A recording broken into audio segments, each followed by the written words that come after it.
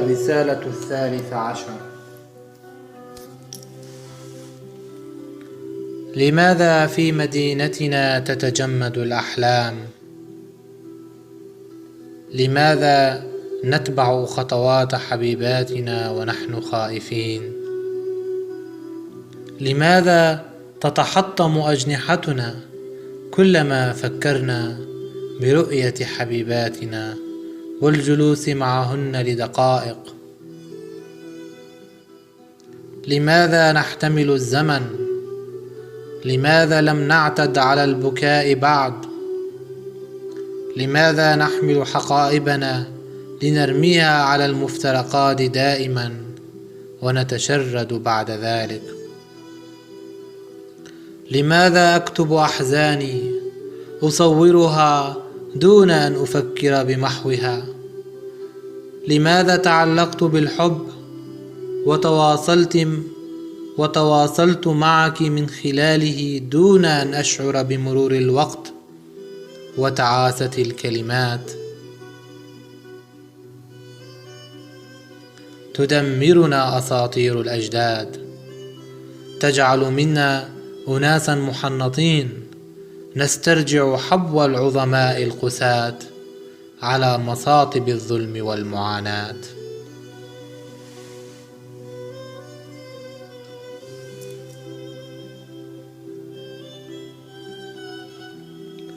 أصبحت أتنهد للشذا للعبير، أتكلم مع الحجارة، أنادي النجوم المنتفضة لتشاركني تظاهرة الحب. لأنني أحببت أصبح من المحظور أن ألتقي بمن أعبد وأحب. لأنني أحببت غدوت من أحد اللصوص، صرت أروج تهريب المشاعر وتوصيلها لنافذة الحبيبة. إنه حالي الآن وحال من يجرؤ على الاقتراب من نهاية النفق ونهاية الأشباح، نهاية الأعراف والأحقاد.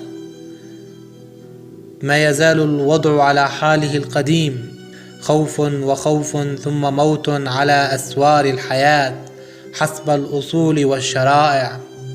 آه من هذا الغد، إنه يجتر الكآبة والويلات. أهواك فيه يا سائحة تجول في قلاع البؤس، تتأمل نقوشه وآثاره الجرباء. أهواك كسائحة تمنح انطباعاتها للكنار والعصفور، وتسجد للسحر تهيم عشقا بالزهور. ألتقي صوتك يهز عروش الصمت، ويخفي في صوتي عنفوان الضياء.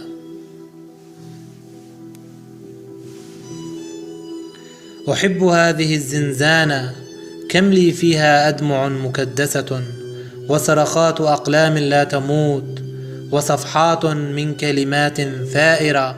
حركت في صدرك كائنا يسمى الحرية، حركت في صدرك كائنا يسمى الحرية. زنبقة توشك أن تذبل، امتشقتها وترا غارقا بالحزن. حزني أنا، عرفتني مقيما في رواب التحدي. أرفع راية الحب الحمراء من دمي وشفتيك، وأقول للعادات الإجرامية والتقاليد العاهرة: أحب حبيبتي حتى الرمق الذي تعلن فيه البشرية موتها الأخير. هذا الزمن يحمل اسمينا في صفحاته الأولى، يمتثل لقدسية الحرية والنضال من أجل الديمومة، من أجل السعادة في قلوبنا الكئيبة. نواصل معا سرد همساتنا الجميلة، ونقيم أعراس البسمة في مآتم العبثية. أبكي لأمنحك الحب، وأصرخ لانتزاع أفيون الخوف في صدرك. لي قوة الإصرار، لي شعلة النور في حلك الانتظار والمسافات القصية. أحتمل تساقط الدموع من عينيك، إنها دموعي لا فارق بين بكاءاتنا وصرخاتنا. أضعت صوتي بين ابتسامتك وترنيمة الهاتف الأرضي ومكالمات لا أعرف انتهاءها. وبينما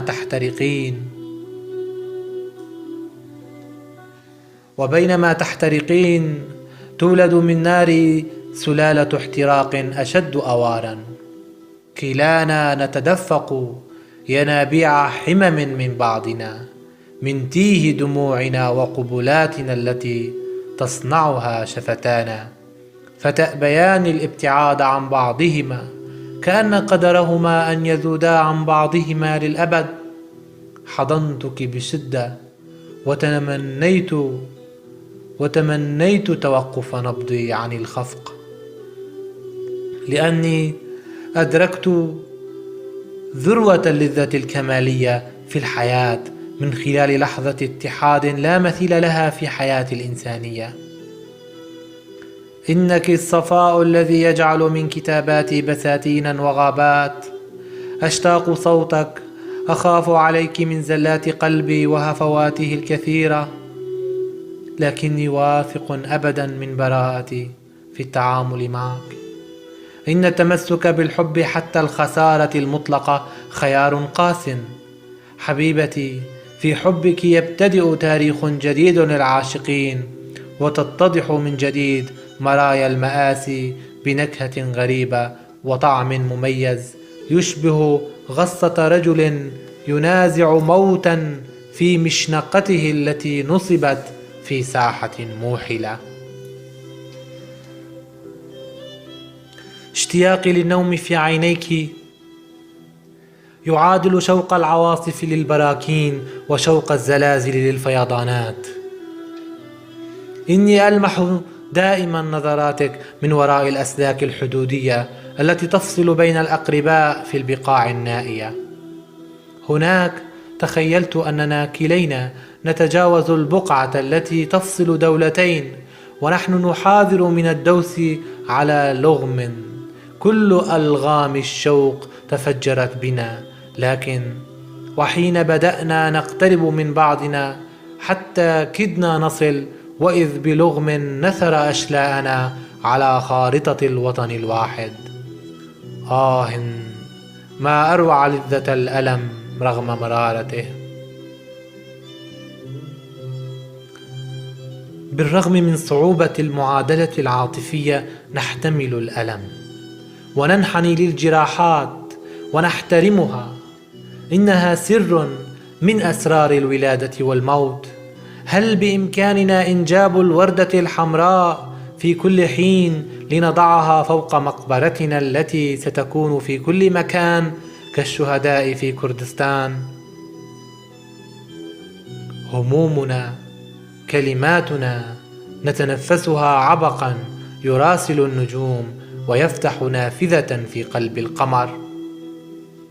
تذكري حبيبتي، لا يمكن للحب أن يعيش في ربى اليأس والملل وضمور الفكر. لا يمكن للعواطف التدفق في وديان الكراهية والظلام والحقد البشري. معا ننتزع حريتنا ونفتح في ظلام زنزانتنا المنفردة كوة صغيرة يتسرب منها نور الأمل. ريبر هابون، ذات جنون، 2007.